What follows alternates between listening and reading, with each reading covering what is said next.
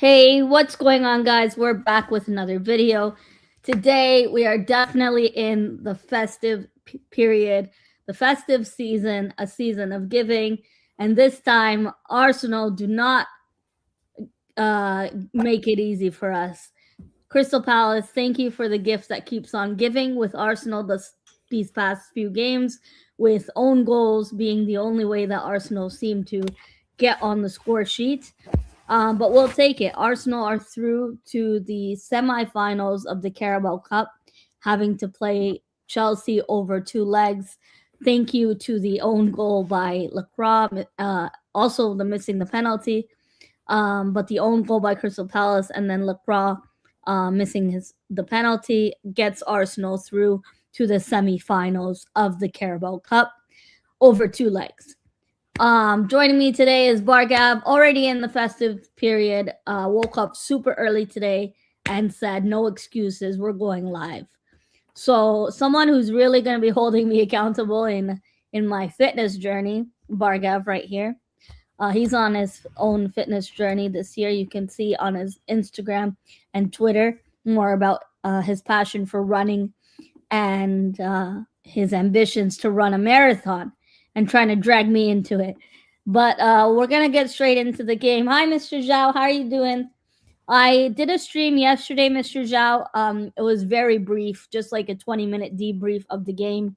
I was out yesterday, so it was kind of hard for me to do the watch along. I will be live for the game against Brighton after Boxing Day on the 27th. So we'll cover that game. But before we go live and in more in depth about the game against Crystal Palace yesterday, let me cue the intro and we'll get straight into the video.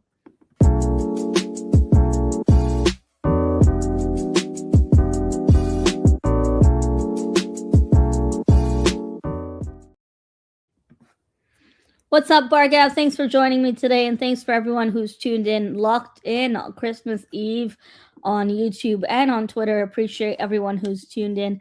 I know this is not the good time to go live on YouTube right now, and I even told Bargav we'll probably only have a little bit of people watching, those of you that are at home. Those of you that are out and about celebrating Christmas early, drink responsibly. If you're drinking alcohol, stay careful. Don't drink and drive. There's a lot of Uber rideshare services that can get you to and from where you need to be. So there's no need to put your life or other people's lives at risk. I just need to get that message loud and clear. Bargav, joining me today. How are you doing, my friend? I'm good. Enjoying the sunny weather over there in Florida? Yeah, it's the most wonderful time of the year, So it's always nice. Big up, Adam. Yeah, hi, Steve. How are you doing? Merry Christmas to you and your family, Steve. I hope you're off today for Christmas Eve, and hopefully you get a bit of a break because you've been working long hours throughout the year. Bargav, yesterday's game, Arsenal never make it easy upon ourselves. You had tweeted when it was 1-0, before it came to 1-0, I was scrambling because I thought it was Saliba that scored the goal. And in reality, it ended up being a Crystal Palace own goal, which Arsenal, to the death of their hairs lately, have been getting lucky with own goals. Lacroix scoring the own goal for the Arsenal. I was going crazy celebrating because I thought Saliba got a hand on it, but it ended up going down as a Lacroix own goal. Bargav, before that goal went in, you said, Arsenal, are we going to have to bring it to sudden death and penalties? Firstly, forget it even going to penalties. Right away, you said this is going to go to sudden death.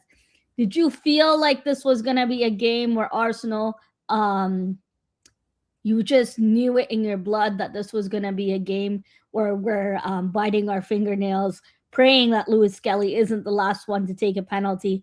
Let me know what your thoughts were initially in this game. I know between you and I, because we talked off air before the game, you were quite happy with the lineup that Mikel Arteta chose. I am going to pull up the lineup on the screen, but I just want to hear your initial thoughts of the game, and more importantly, what made you feel like this game was going to go to penalties, because you called it way early. Yeah, so I will say I was liking this game a lot more than the Everton game. Yeah. I thought we were creating some decent chances. That Martinelli was slicing and dicing. We had Madueke missed a really good chance before the half. I thought the game was more entertaining than watching us play at Everton. At Everton, Oh yeah. I nearly fell asleep on that watching that game. I mean, so but it also felt after the half that it was one of those games where it just we're just Crystal Palace were good, just going to be very very stingy. Yes. So I mean, it just felt like we weren't. It just felt like it had penalties written in the stars for it. So um, when the own goal bailed us out, I was celebrating that because I'm like, oh my days, you just Back saved to me. back You just saved Arsenal me. own goal. And look right here. Own goal is Arsenal's top goal scorer. Yeah, Um it's been back to back games for Arsenal where first of all we're conceding goals early, like very late in the game, 90 minutes stoppage time. We're conceding goals and having to dig deeper out. When it was 1-0, I told Bargav, watch Arsenal sit back and invite pressure onto us. And lo and behold, it's almost way too predictable now. Bargav will go straight into the lineup. There's some talking points from this lineup I do want to mention, but also before we get into the lineup, my concern is there is a injury situation now with Hincapié. It seems like he busted his shoulder. I think it's the left part of his yeah, shoulder, either in training or during a warm up. From my understanding, it looks like he got injured during training before this game, and that as a result, he was completely left out of the squad. We do not know how long and how serious that injury is. We were not informed anything from Arteta's post match conference. Hincapié is someone who you've been trying to give him his cigars and his praise for some of the games that we've had. I know against Wolves he did make a mistake, and even Calafiori in this game specifically against Crystal Palace, people would say he was kind of the reason for the lacrosse for us conceding the goal against Crystal Palace. More importantly, my concern yesterday was defensively. Allowing Guehi, someone who we know is a powerful threat for Crystal Palace, it was such an easy goal for Guehi. Like the defending was poor. Um, Adam says, unfortunately, you didn't score from open play despite having so many chances. Yeah, that first half, Bargab, you summed it up quite perfectly. The amount of chances we've had, Madueke and Martinelli in that starting 11. But you also did tell me, could this have been a game for Victor Gyökeres to start instead? And we know we didn't see him on the pitch yesterday at all. But you told me when you saw this lineup, would you have rather, in hindsight, played Gyökeres over Jesus? no. I think Jesus is the better option, but um, as far as Gyökeres coming, I thought Gyökeres should have came on and at least taken a penalty. Yeah, Uh, it was too such late. with him. I think some of those subs at the end are questionable. At the same time, when you look at our team as a whole, it's nice. It can be nice at times because we just feel so solid at the back sometimes. But like yesterday, I didn't think we were going to concede. I thought we got bailed out by that own goal, but then Yeah, I agree. really pissed me off. Yeah.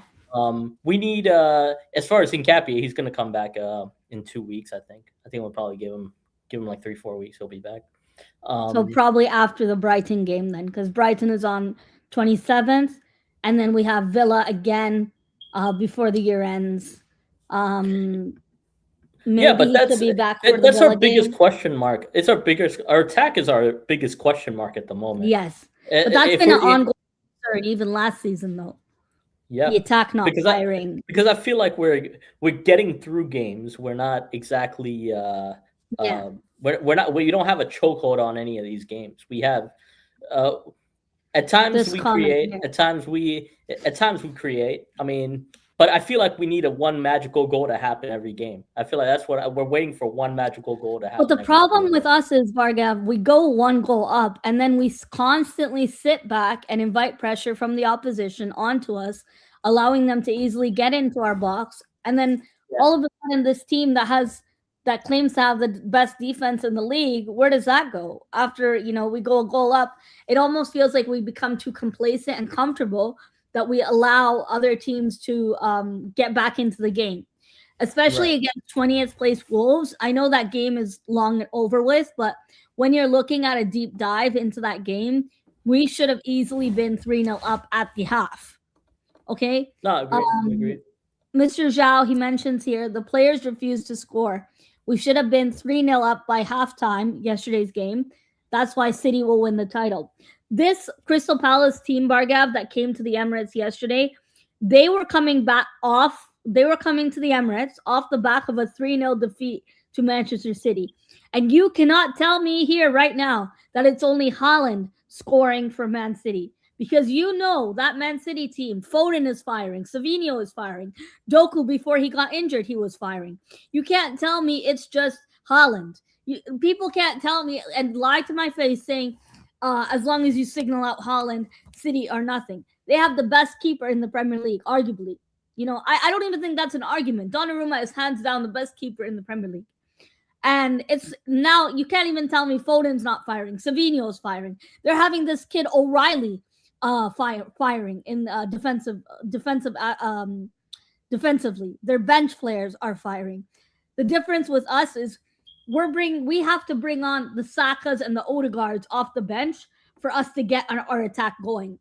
And it's not just this game against Crystal Palace. You can say, oh, maybe we were resting players. It's a League Cup game. But these are the same people who are saying it's just a League Cup are saying they'll take any trophy. A trophy is a trophy. Remember, that saying, a trophy is a trophy. Like, we'll take anything at this point because we have been long desperate for a trophy. And the amount of money this Arsenal team has spent. People are asking, big up Josh and big up Jordan. I know they're doing the AFCON game right now. Josh and Jordan have both been covering the AFCON since it started. It's been some really good games. Nigeria won yesterday with Tanzania, 2-1.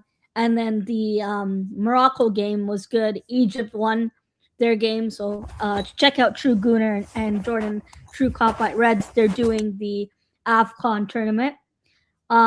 This is a huge question mark. Bargav kept asking me what's going on with the Ethan Nwaneri treatment. And Bargav, the first comment on this lineup on Instagram, #FreeEthan. Yes. Last season, Ethan Nwaneri did get, I would say, generous game time, and then he got injured.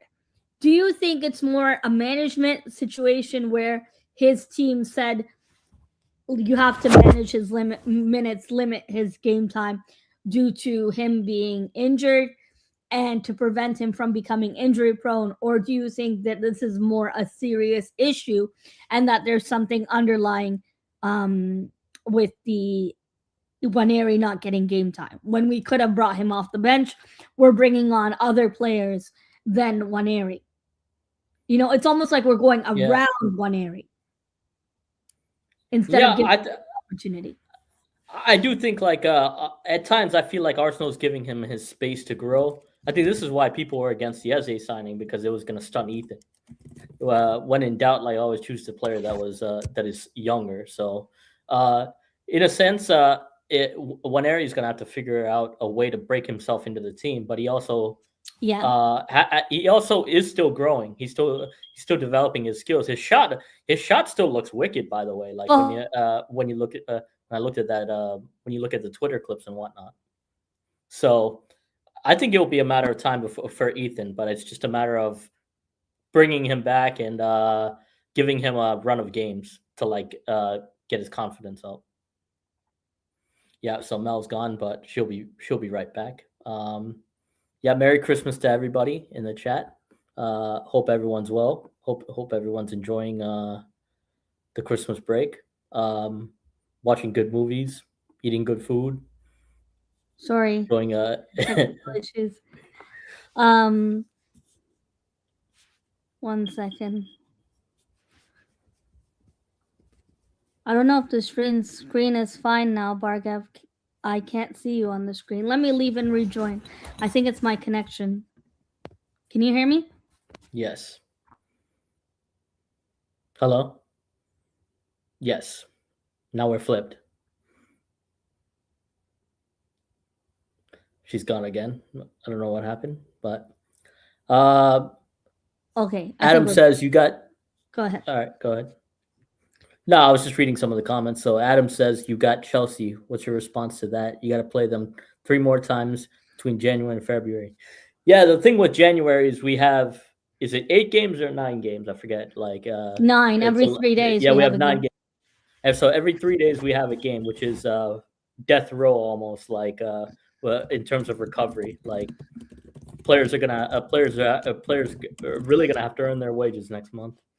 Um, I'm really concerned because hopefully we can get Gabrielle back because we need Gabrielle back right now. So that's the big one. Yeah, we were told we wouldn't see Gabrielle till the new year, and again, this whole Kai Havertz thing. So last week we're hearing Kai Havertz has had another setback to his recovery, and then this week we're seeing Kai Havertz in first team training. So what a load of bullshit that is! I'm seeing pictures of Kai Havertz on the pitch, like grass training with the team. So it's very conflicting with this whole Kai Havertz injury update.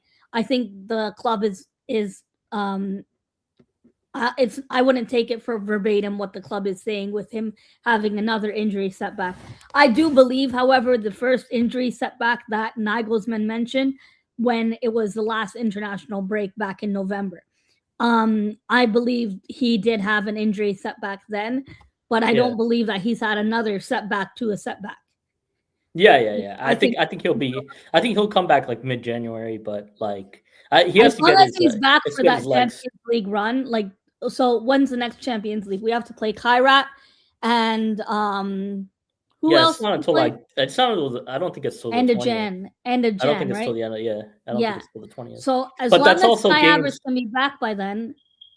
that's also games for Ethan. I believe that. I believe the Champions League games for the rest of it because So I'm hold on pretty one sec. sure You're we are telling me qualified. Ethan Waneri can't get into a Carabao Cup game against Crystal Palace. No disrespect to Crystal Palace, but you think this manager is going to give him game time Yeah, against because I think Kairat in the Champions League? those games are going to be inconsequential. We just need a point. That's true. We just need a point. Yeah, we But just need a point. but even in this game, we could have played Waneri and still got a positive result. It's not like Yes. Waneri's holding this team back. And in fact, I think we're holding out Waneri's development if we're not giving him game time. The same people that are saying he should fight for his place in the starting 11, how can you do that when you're not getting picked in the starting, like even to come off the bench, you're not getting game time. Like Arteta's picking Marley Salmon to come off the bench, and I know it's an entirely different position of a player who is much younger than Waneri. What's the reason behind that? Like that's what I don't understand, and a lot of people are starting to ask this question: what's going on with Waneri? Why is he getting this silent type of treatment? Well, I still don't know if they know how to like manage like 18, 19, 20-year olds just yet because our history has our club overall over the years hasn't really, when you look at the Wilshires of the world, like Wilshire, they're Santi still Cazorla, yeah. When you look at like not even Jenkinson, even that we had that we had players, and then when they in their formative years, like we haven't figured out how to completely develop them, and not just that, make them part of the first team. Like we haven't really mastered that part. So I think Phil, when you look at Phil Foden, he was kind of eased in across his across time. But also he was always behind De Bruyne. So in a sense, like I think that's what they're trying to do is give him just enough game time that he's actually developing. But I think they're trying to figure it, but not like mismanaging and then break him down before they hit the 20s, and that's when we really regret that with Jack Wilshire's situation. I think when you're 21 and 22, when you're 21, 22, you want them to be like peaking, and not peaking, but like you want them to go up another level. a lot of the times with English players, they get into the Prem and then they just break down. So Yeah. we're trying to avoid that situation. So But Jose mentions here there's rumors of Arsenal, well, Arteta and Waneri falling out. I really find that hard to believe. I think it's more management issues. and In as the far, first place. I mean, if he's linked with Chelsea, every player from Arsenal and Chelsea get like linked with everywhere. Like there's the talent's good enough usually. Like if you're at those clubs, so if you're around good enough talent that people think you're nice. So I hope with Ethan, I hope I hope we get to. I hope he plays a really good role from now to the end of the season. We'll see. Yeah. Should we talk about man of the match yesterday? I think before we do so, perhaps we should talk about our 3 stars from the game. Yesterday's game, unfortunately, I think we should mention it, is Kepa didn't save a single penalty. And Piers Morgan said, "Can we have our keeper dive left?" And then at the end he dived right, and he finally one of his dives to the right finally like saved it. Yeah, but Kepa wasn't that great in the penalty shootout. No, He wasn't getting close. He was not getting close to any of those penalties. He didn't even get a hand on it. So, well, he didn't. It's not like he broke a sweat in normal time, but he didn't even get a hand on any of the penalties. Big up Jose and Jordan and Mr. Miami. Yeah, big up everyone. Hope you're having a good holidays. Steve says Ethan is getting the same treatment that Martinelli got after being player of the month filling in for Aubameyang. He eventually injured himself, and it was even longer before we saw him. Yeah, so Martinelli actually got game time. I think it was when Aubameyang, or I think it was when Lacazette got injured, and then or he filled in for Aubameyang when that whole situation happened with Aubameyang getting injured. Yeah, you're right. That's when we actually got to see what Martinelli had to offer. Like, he got an opportunity to start, and he proved himself. Anyway, for Kepa, like, I'd give him a 6.5 for me. Yesterday's game, my 3 stars would be Bukayo Saka, William Saliba, and Martinelli. For me, I thought Norgard was good. Like, Norgard is my man of the match. That's a separate. Okay. Who would you give 3 stars to based on yesterday's performance? Based on yesterday's performance, I'm gonna. Like, Martinelli was doing well, like the first half. The injury scare what kind of sucked with that. Jesus, I don't think he was that bad. I think he was linking up play, but his misses got to me at the end because he had a good 5 chances, I believe, in yesterday's game. Yeah, that's why we were saying, like Mr. Zhao said, we could have been 3-0 up with the amount of chances Gabriel Jesus had in the game in the first half. Saliba was good. Saliba was interesting yesterday, by the way. He would win the ball in the center and he would go right up and he would try to shoot himself. He would try to be direct, and I liked what Saliba did. He said, "I can't depend on any of you. I'm gonna try it myself." Calafiori before the goal, there were times he looked solid too. I'm not gonna. But the goal we conceded to Guehi, that's my only concern. That was disappointing. That was the Calafiori. Skelly was all right. Skelly and Timber were all right. I mean, they were. I feel like they're at that level now where they need to add like assists. That's my issue with those two. Is like they need to find impact the game after the halfway line. They need to find a way to get some assists in their games because that's what we were. Been solid all season. For like 2 years ago, like we were on like Ben White about this because Ben White was so solid. Christmas.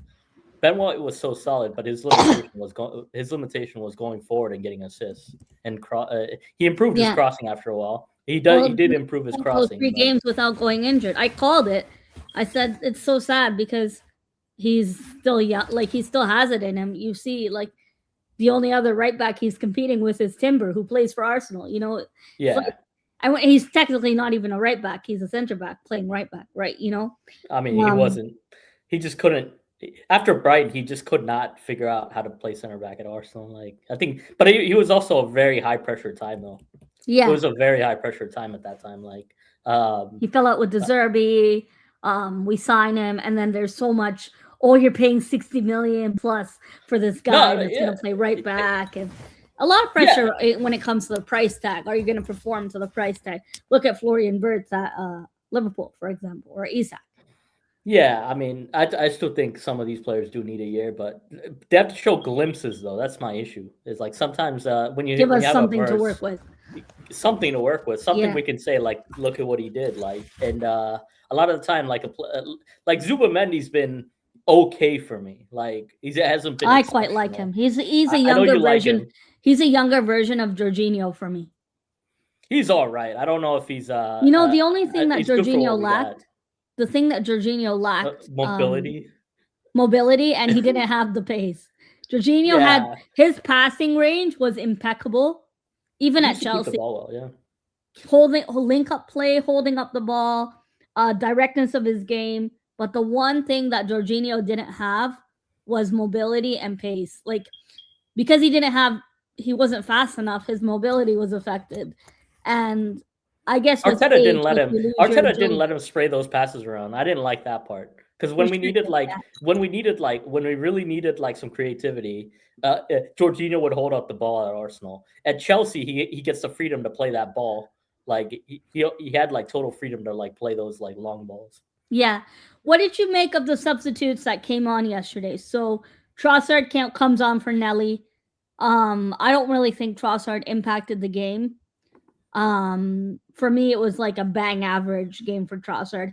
I really don't think he made much of an impact for me to even notice he was on the pitch. Thoughts? Yeah, I mean, all right. So for me, Yeah, big up the Jorginho. Trossard and Odegaard were bang average. Saka tried. Rice came on for Jesus. Saka came on and like he created about like 3 chances, so I'll give it to him with that. Like, with Declan Rice, I think we needed more out of that sub window. Like I said, like when you look at it, if you're expecting penalties, put Jokeres on after his like banger of a penalty that I've been told. Oh yeah, At the weekend. the one So from the weekend when they gave him the so I think it's Jokeres needed to be subbed on at the end. Um, I didn't like that final substitution. yeah. As far as yeah, that's what I thought of the subs. We kept Yeah, going till the end though. I for did me, like that part. Yeah. when Declan Rice came on for Jesus, it felt like it was too late of a sub to have an impact in the game. But because you're eventually thinking of penalties, Declan Rice slots his penalty in, no issue whatsoever. Same Yeah. thing, Saliba, Timber. It comes down to the defenders, and I'm hearing Lewis Skelly's next. We're waiting. Crystal Palace takes the penalty, and thank Yeah. God Arsenal do not have to do sudden death. It would have came down to Lewis Skelly, and then between the keepers Yeah. in Kepa Arrizabalaga and Crystal Palace's keeper. Kepa, you cannot save penalties, and I best believe you couldn't take a penalty. I don't know. I would have liked to see that. Maybe he could have. What do you No, I think? mean I think Lewis Skelly taking a penalty would have been interesting because Oh, that would have it would have been so killed me. high pressured. I would have felt bad for the guy if he Yeah, missed you it know, because and then the media treatment would have been like through the the amount roof. of racial abuse you get, and no.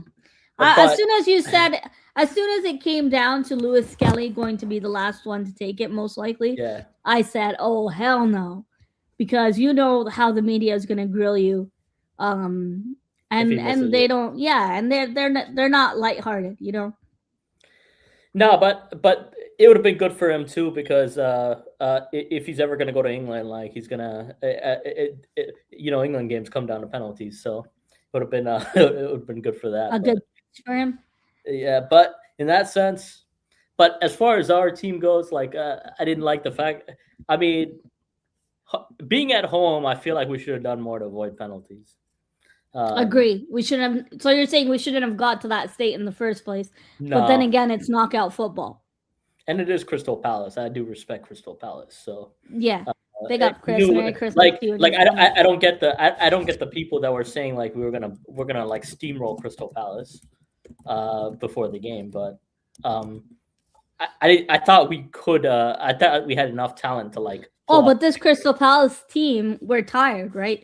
They're coming back off 3-0 to Man City, a defeat. And we had rest. It's not like Yeah, we were playing back-to-back games. We had some rest, right? yeah, we had some rest, but this is but I think our team has to get used to this because we're pretty much having we're pretty much already in that like a game every 3 days mode. Yes, Like until now January. until that's because the Champions League has 2 games in January now, Yeah. so that's what makes it really tough. But we have to just get used to it. Rotate our players. We really need to rotate our players better. Like when it comes down to it. Substitutes wise as well, don't leave it too late. Yeah, Arteta sometimes in game management wise, you notice he waits till the 65th, 66th minute to make the first substitution. I don't think we should be waiting that long, especially when you know a substitute can help impact the game positively. You want to make those subs early on. I still don't see him changing that aspect though, and we've been crying out loud for that since last season, game management wise. I do think he's improved a little bit, but it's not influential enough. no, I agree. I agree. I mean, Arteta's you know with Arteta, sometimes he gets it really well, and you're like, why can't you be this person all the time? Every game, And yeah. then It's like every game, Martinelli.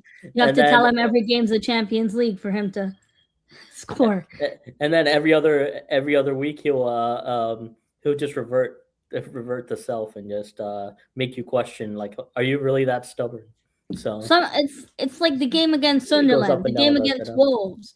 We sit back, we invite pressure onto us. That's the frustrating part is we know Arsenal is like this, like this is our default prototype type, and we still don't change our ways. So that's what's frustrating the most. So next up, we have Brighton on the day after Boxing Day on the 27th. That Brighton game is at home, and as you know, Brighton are not necessarily in good form. This is a game where Arsenal should be looking at upping the goal difference. Bargav, with Man City right behind us, you know, when you're in a title race with Man City, you need to get your goal difference up. And as I was saying earlier, it's not just Haaland that's the issue anymore for Arsenal. It's not just Haaland that's the one that's firing. It's City literally have all guns blazing defensively, midfield wise, and attack. They have it together. With Arsenal, we are seriously missing Gabriel Magalhaes. We need him back as soon as possible. I think we're not going to see the guy until mid-January, if you ask me. Magalhaes. Yes. Yeah, I I don't don't think think he'll we're be. seeing him I until don't January. think second week. I'm gonna say second or third week of January. Yeah, like so if it doesn't, he would be in training a lot more, right? He is in training, Yes. but it would be like No, but he yeah, hasn't done group training. Like he hasn't. I yeah. don't think he's been in training with the squad. No, he's in I the same haven't seen situation as anything. Havertz. Individual training to the side. Yeah. Um, I would say yeah, middle. I don't see Max Dowman coming back until like February. Yeah. Uh, Well, the Dalman thing, it doesn't really matter because we don't really play him. Like, sure, in the Champions League, he's included in the squad because we have a bigger squad. You get what I mean? It's not really it's not really that much impact whether he plays or not, right? no, no, but Sure, it we could makes use yeah, that coverage off the bench, but then you can say the same thing. Arteta doesn't give Waneri game time. What makes you think he's going to give it to Max Dowman? What, so he can win us a no, penalty? no. I agree. I agree. I would say who else is missing? Havertz is a big one. Like, Havertz is probably going to be. I'd give it. I'd give Havertz as much time as he needs. He doesn't need to yeah, because it's be. a serious. He doesn't need to be back until like even the Champions League games. Honestly, like Merry Christmas and Happy New Year 305. as far as yeah, Mascara would be Yeah. mid January. I'm guessing. Yeah, Mascara and like Mascara Ben is an White, we do interesting need one one because water. we don't really know what the situation is. Hand of Arsenal apparently said Gabriel was close to returning versus Everton, but I don't think that's true. I also don't think that's true at all because we would have seen him in group training with the entire team Yeah, together, with the not entire team. separated. If he was close for the Everton game at I Hill mean, there were Dickinson pictures with Stadium. him. There were pictures with him and Saliba though. I thought that was group training. So But I think he joined after they were done their session. yeah, Like a little I bit of don't think he was part of okay. I don't think he was part of the group training. Like I think it's the same thing with Havertz. They're training on their own until they get to the level where they can join the team.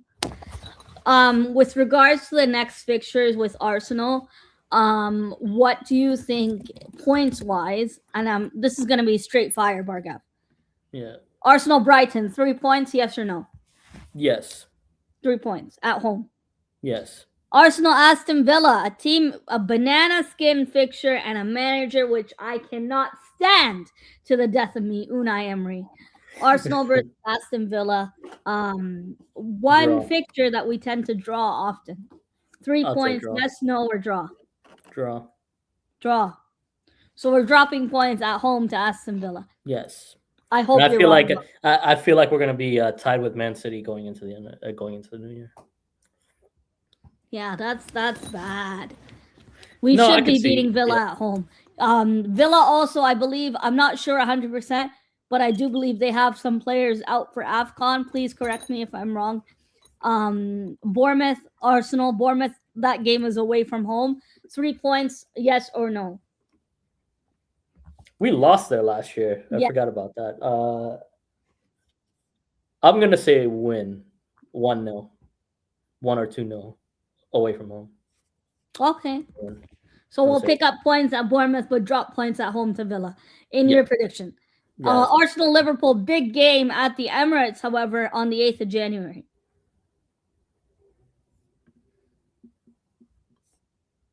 I'm gonna That's say a win. tough one. I'm gonna say win. We drew last season. Yeah, I'm gonna say we win. Like I'm gonna say we win. And then so the fifth game is the FA Cup third round, and it's Portsmouth on the road. Keep in mind this will probably be a bit of a rotated team that Arsenal would put out because the next game after that would be the Carabao first leg. So those 2 games, I do think Arsenal will slightly rotate teams. I say we I say we win that game. Dylan Cab, Arsenal 100% beating Liverpool. Don't let a sheik hear you say that. Liverpool fans, yeah, at home against Liverpool, I'm confident, but Anfield is a different energy, a different atmosphere. We tend to choke whenever we're at Anfield. It's like Ellen Road. Whenever you're at Ellen Road, when Leeds are in the Premier League, it's a tough ground to go to. The way we're playing over the past 4 or 5 games, City will overtake us very soon. I hope I'm wrong, but I just know how this ends, sadly. We talked about that, like, in a way, me, Bargav and I, we talked about how some of these wins we have, like the own goals that we've been having the last 3 games, it's not sustainable and it's not the identity of a champion. You can say, yeah, we're doing it in Fergie time, or you can spin it off in that way if you want to be a positive merchant. But the reality is this is not sustainable and you can only get lucky so much, you know.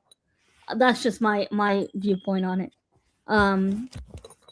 What's your thoughts on Eze so far this season? Tyrell, great question to you. And if you guys haven't already, please check out Tyrell Gunner TV, True Cop White Reds, and True Gooner, Josh's channel. Those 3 are very consistent on YouTube. A lot better representations for Arsenal fans and Liverpool fans on YouTube. Unbiased analysis on all of their channels. So do check out their channels respectively. With Eze, it's been a bit hit or miss, Bargav.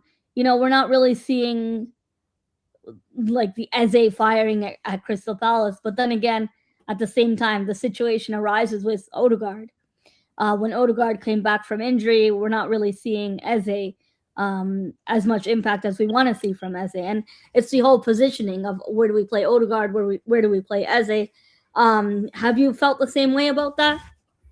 Yeah, he's had about one good game. One. The hat trick versus Tottenham. Yeah, he had a couple flashes. Apart from that, he had a couple flashes. I mean, he scored another. He scored a. He scored what, like in his second game. He had flashes, but he wasn't like. Consistently good, or No, he hasn't been consistently good. His movement is kind of like it goes in. His movement has been inconsistent in games. Some days it's really good. Some days it's really like poor, poor. Yeah. and then there's days that he can't beat his man, which kind of suck.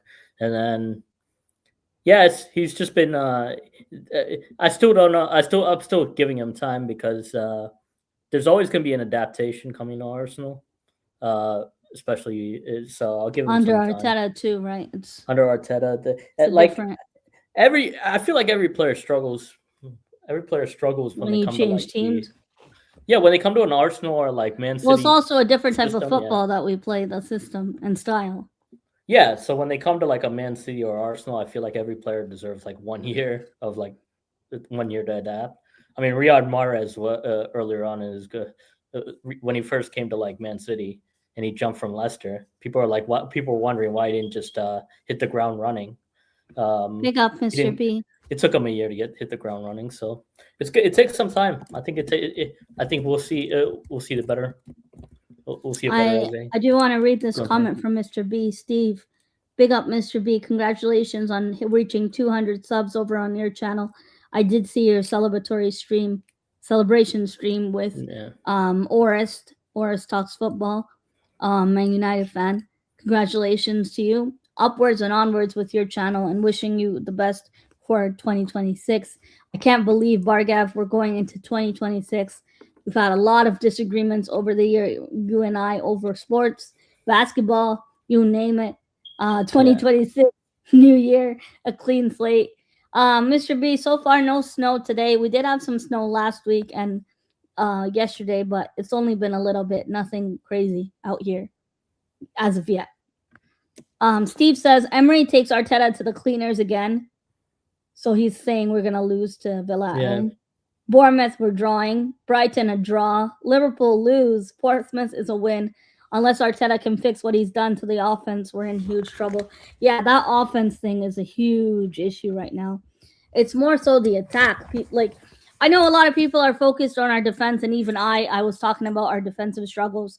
But when you're looking at this whole Gyökeres situation, it's starting to become very alarming that we're struggling to get the ground running with Victor Gyökeres. How much time are we going to give the guy? And are people ready and willing to give him time? You know, they said no to someone like Ivan Toney because of disciplinary issues. And, well, we now know how that is. Ollie Watkins, Aston Villa didn't want to sell him to us. And who else was available? Oh, Benjamin Sesko. They didn't want a project signing. And let's see how it goes with Victor Gyökeres. Steve says it's minus 25 where he is in Calgary and snowing in Edmonton. Oh, and you're in Edmonton right now. Sorry, Bargat, go ahead. No, I mean, Mr. B's right. Arsenal have been painful to watch. Some days it's great when the first goal goes in and then you're like, all right, yes, we're going to get it, but we're going to get it done. But it is a painful watch at times with Arsenal this year. We'll see. We'll see what happens. It's always great to watch your team play, but yeah. Well, Bargav, thanks for joining me. Any final words for the year? We'll be back before the year ends, though, for the Brighton game. Yeah, hope everyone has a good Christmas. Enjoy the movies, eat some good food, rest up, and enjoy with the families. Make sure to watch Die Hard. Yep, the best Christmas movie. And Home Alone too. Die Hard. Thanks for joining me, Bargav. And as I mentioned earlier, those of you that do follow Arsenal and are on Twitter, all my socials are Miss Melina. But you can find Bargav on Twitter. He just recently made a Twitter account. He's been tweeting a lot of fitness-related stuff about his journey. and Arsenal. It's called Soreness Diary, his Twitter, if you want to follow him all there. JPT, thank you for joining. Big ups to you. I know Friday Blues Brothers are going live, so check out Wolfie's channel, Wolfgang Division. The best Chelsea fan channel on YouTube, unbiased. Die Hard 2 and Die Hard is the best Christmas movie. Thanks everyone for tuning in. Merry Christmas to you and your family. As I said earlier, check up on your loved ones and your friends. The holiday season isn't necessarily all a bed of roses. Some people are going through stuff, maybe lost a family member or a friend throughout the year. So just if you have the time, please take a few moments to check up on your people, and it'll make them a lot happier and cheer them up, you know. So thanks for joining me, Bargab. This was a good stream. I know I was lazy to do it in the beginning, but this turned out awesome. Peace out, everyone. Merry Christmas to you and your family. Enjoy the holidays and enjoy not getting up for work tomorrow. Take care, Tyrell. Have a good Christmas. Big up JPT. Big up Jordan, Mr. B, Jose, Steve, 305, Adam, Mr. Zhao, and everyone who tuned in on Twitter today. Thanks for all your support. Bargav, want to close out the show? Yeah. Merry Christmas. Enjoy the holidays and enjoy Die Hard. Bye, everyone. We'll see you all for the Brighton game.